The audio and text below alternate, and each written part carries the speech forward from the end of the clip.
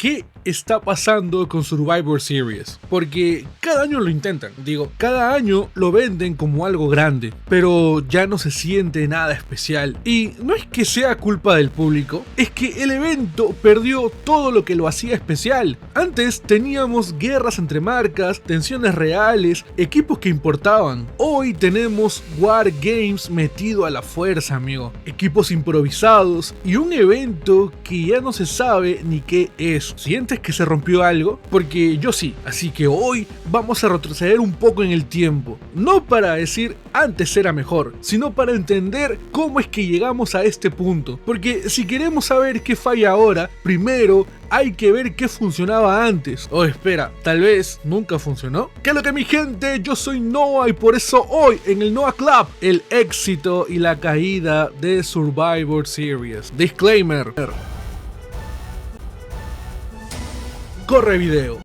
El éxito de Survivor Series. Para entender cómo se cayó todo, primero hay que recordar por qué Survivor Series llegó a ser tan importante. Porque no se volvió uno de los 4 grandes por nostalgia ni por tradición. Se volvió especial porque ofrecía algo que ningún otro evento daba. La serie de los sobrevivientes nació con una idea muy simple, pero a la vez muy poderosa. Y esa idea era, ¿qué pasaría si juntas a los mejores, a los más peligrosos, a los más dominantes y los lanzas en equipos a pelear hasta que quede uno en pie? Guacho, no era solamente el formato, era la tensión, era la sensación de que cualquier desbalance podía cambiarlo todo. Era mucho más que hacer equipos por hacer. Survivor Series funcionaba porque cada eliminación importaba, porque no era una lucha por puntos ni un showcase. Era supervivencia. Y cuando un luchador quedaba solo contra 3, amigo, podías sentir el drama. Había historias que se contaban solamente con decisiones que pasaban en el ring, y eso ya es mucho decir. Además, Survivor Series también servía para una cosa que WWE ya no utiliza: mostrar alianzas imposibles. Gente que nunca estaría junta, obligada a coexistir por un objetivo. Ese tipo de dinámicas es oro puro, y por eso el público se enganchaba tanto. Porque sí,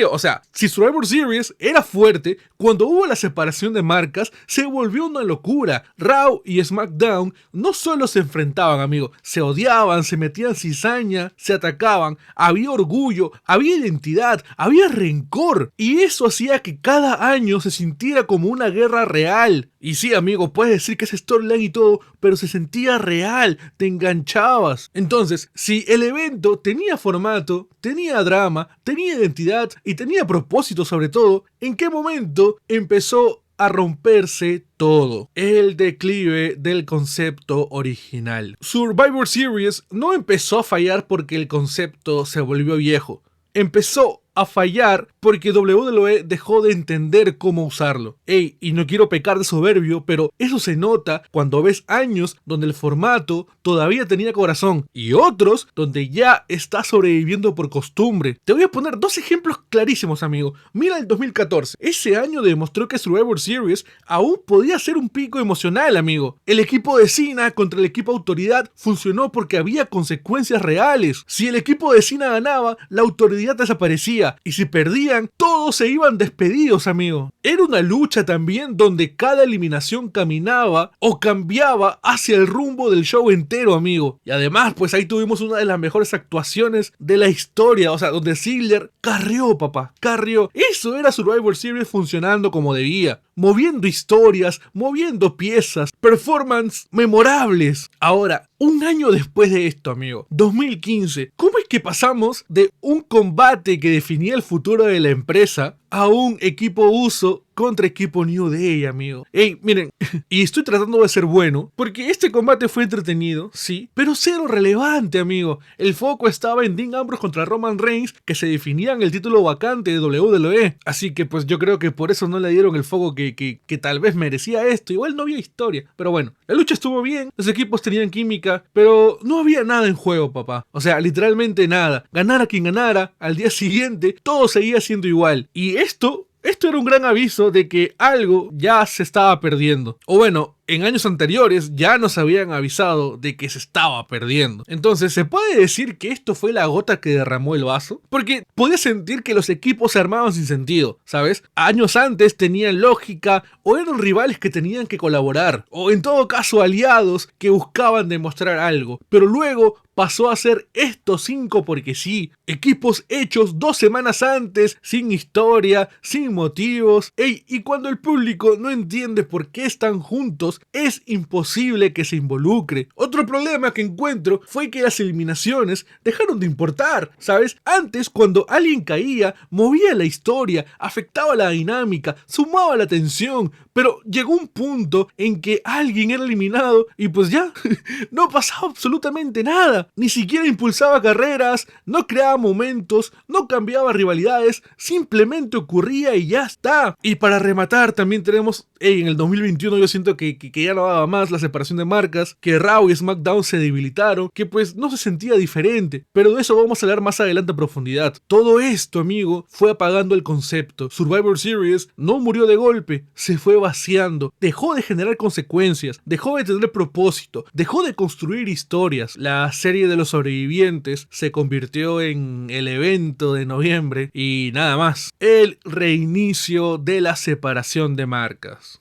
Cuando WWE anunció en 2016 que regresaba el draft, la separación de marcas, la mayoría se alegró. Y pues otros pensaron que, hey, esto puede funcionar en Survivor Series, puede volver a sentirse importante. Porque si recuerdas por allá 2010, 2013, esa era una época donde Survivor Series básicamente sobrevivía por tradición, no por relevancia. Pero bueno, en 2016, con 2 rosters separados de verdad, con campeonatos exclusivos y con figuras que representaban a su marca, el concepto volvió a tener sentido. Y si me dejas decírtelo, al inicio funcionó muy bien, ¿sabes? Ese Team Raw contra Team SmackDown del 2016 tenía una vibra que no sentíamos desde los viejos tiempos. AJ Styles, Rollins, Reigns, Wyatt, Ambrose, Strowman, amigo, era un choque de estilos, de liderazgo, de egos. Cada marca era un pequeño mundo y eso hacía que verlos encontrarse una vez al año se sintiera especial. Raw tenía esa energía de marca dominante,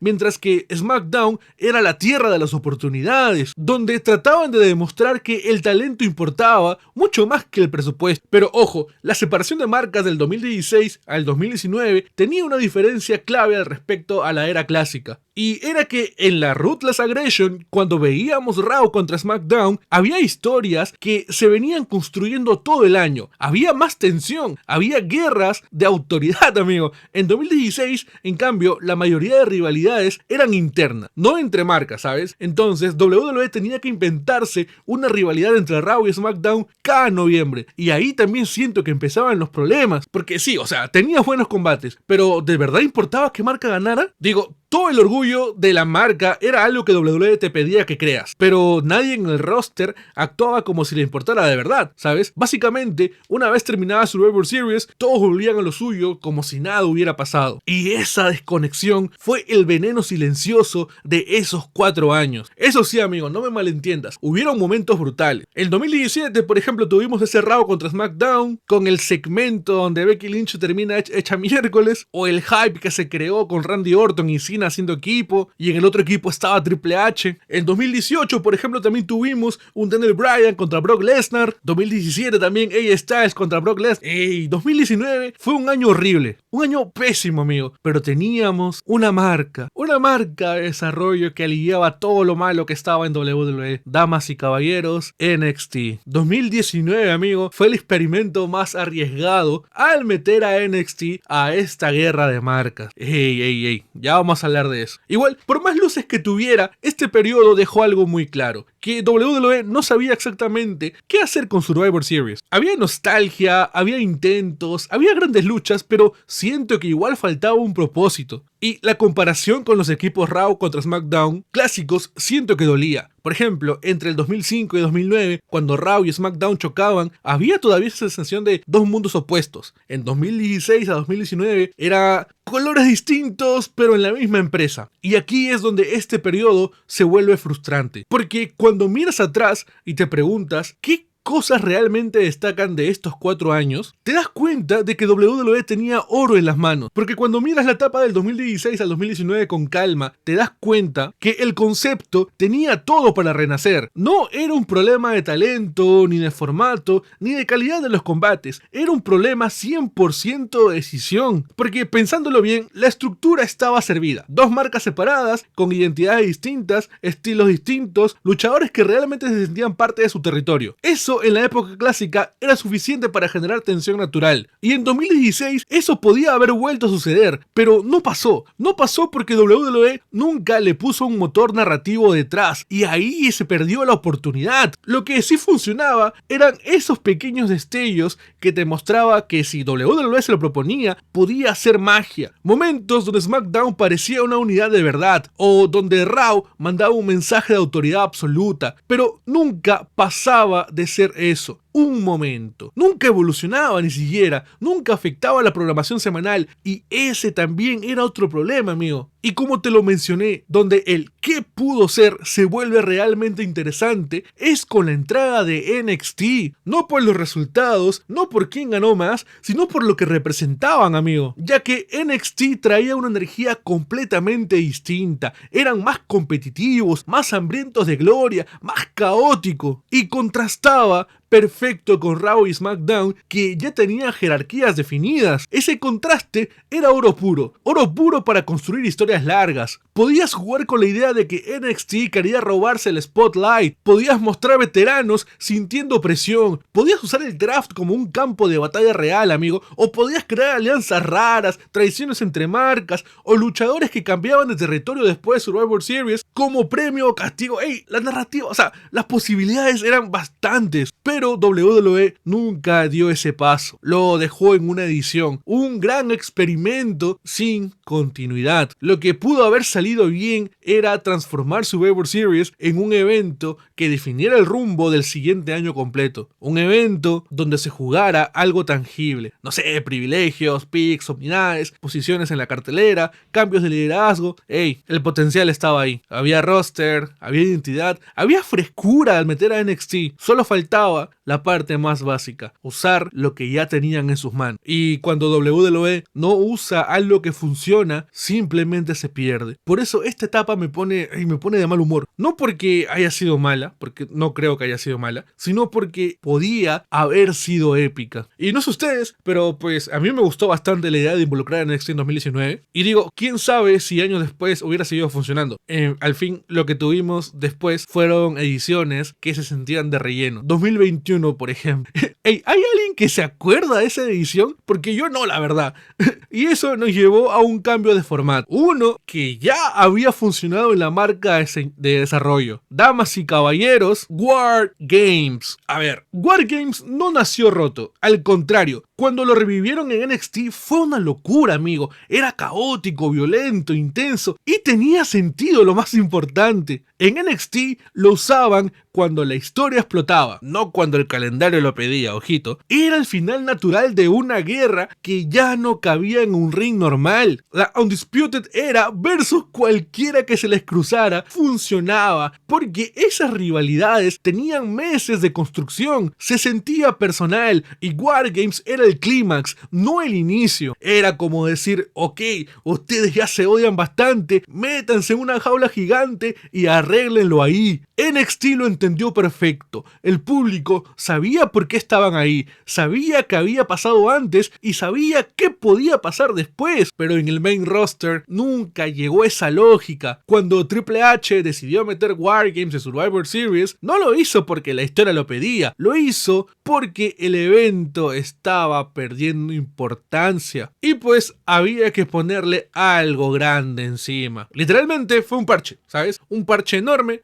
con luces, con jaulas, tal vez hype por ser la primera vez, pero seguía siendo un parche igual. Y el problema es que War Games necesita odio, ¿sabes? Necesita conflicto real, necesita que los equipos tengan razones para entrar a una estructura así. Y lo que pasa en Survivor Series es todo lo contrario, porque, o sea, de pronto en noviembre agarran a 5 que pues, hey, están ahí nada más coexistiendo, otros 5 que tampoco tienen nada en común y ya está, a la jaula, solamente porque toca, porque es la fecha, porque así está en la cartelera. Ahí es donde se siente la diferencia. En NXT, Wargames era una consecuencia. En el main roster, amigo, Wargames es solamente una decoración. Y encima, hey, acá hay otro detalle que pues pasaba en NXT. Yo siento que ahí las historias respiraban, te daban tiempo para ver por qué esos equipos llegarían a ese punto. Pero en el main roster, especialmente estos últimos años, las rivalidades no dan para eso.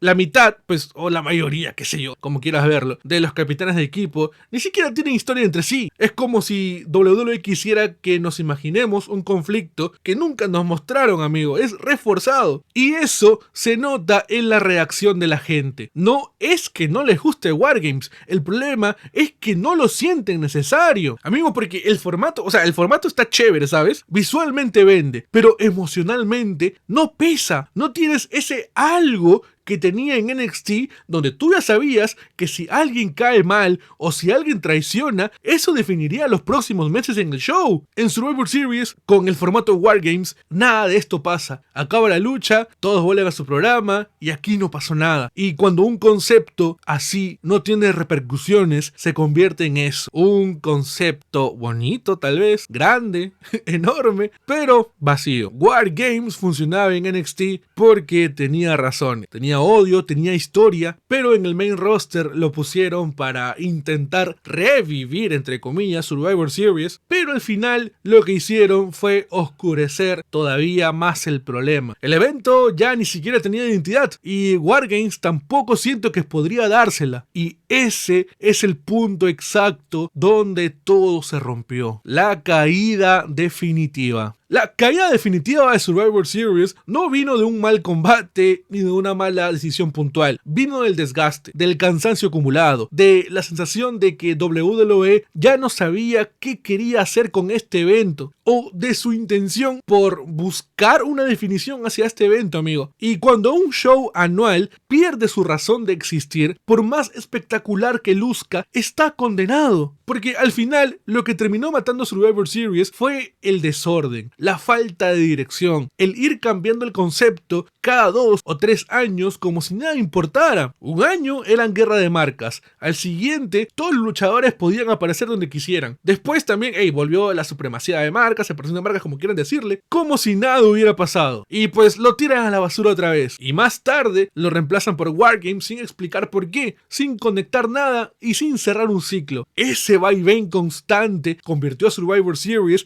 en algo reemplazable. Ya no era el evento que completaba el calendario, sino el evento que podía hacer lo que hiciera: combinaciones imposibles, alianzas raras, enemigos trabajando juntos, apuestas creativas que solo podían pasar en este show. Cuando todo esto se fue perdiendo, Survivor Series dejó de entregar algo que el público no podía ver en otro lado. Hoy WWE tiene combates multihombres cada semana, amigo. Invasiones, porque ni siquiera respetan la separación de marcas. ¿Hay separación de marcas a este punto? Entonces, ¿qué hacía especial Survivor Series? Pues, aparentemente, nada que no pudieras ver en julio, en septiembre o en cualquier edición aleatoria de SmackDown. Y ahí es donde se produce el golpe final, amigo. Cuando un concepto ya no ofrece experiencia única. El público, pues, no lo defiende, no lo extraña, no lo pide y se siente totalmente innecesario. Survivor Series pasó de ser un evento insignia a ser un relleno de calendario nada más. Y para mí, esa es la verdadera caída definitiva. Porque cuando WWE decidió que Survivor Series podía hacer cualquier cosa, entonces dejó de significar algo. Y ahí, sin hacer ruido, sin escándalo, se terminó. ¿Qué se perdió realmente? Lo que de verdad se perdió con Survivor Series, amigo, no fue un formato, no fue un combate 5 contra 5. Lo que se perdió fue esa sensación de que en noviembre llegaba cerraba con algo fuerte, con algo distinto, amigo. Algo que te obligaba a prestar atención. Esa sensación de, hey, este evento es especial, este evento va a cambiar algo. Eso ya no está. Antes Survivor Series tenía ese algo que no sabías explicar, pero lo sentías. Tenías ganas de verlo, de ver quién lideraba cada equipo, quién traicionaba a quién,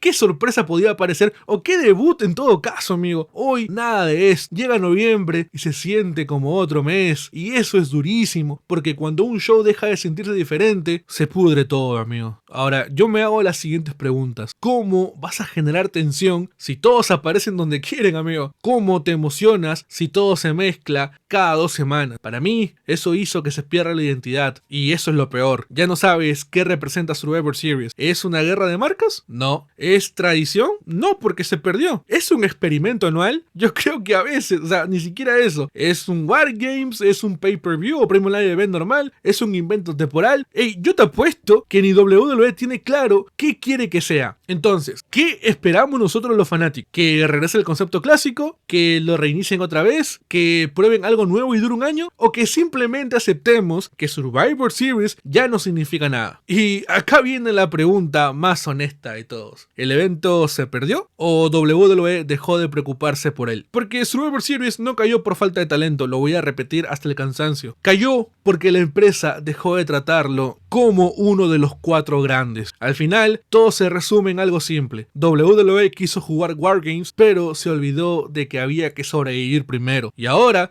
WWE puede seguir proponiendo Wargames, pero nosotros vamos a seguir recordando cuando en noviembre no se trataba de jugar jueguitos de guerra, se trataba de sobrevivir. Si el video te gustó, no olvides darle like y suscribirte. Déjame tu opinión en los comentarios. ¿Estás de acuerdo con este bajón y todo lo que se perdió en Survivor Series? Buenos días, buenas tardes, buenas noches. Este fue Noah y... Give me a hell yeah! And that's the bottom line, 'cause Stone Cold said so. Noah Club. Suscríbete.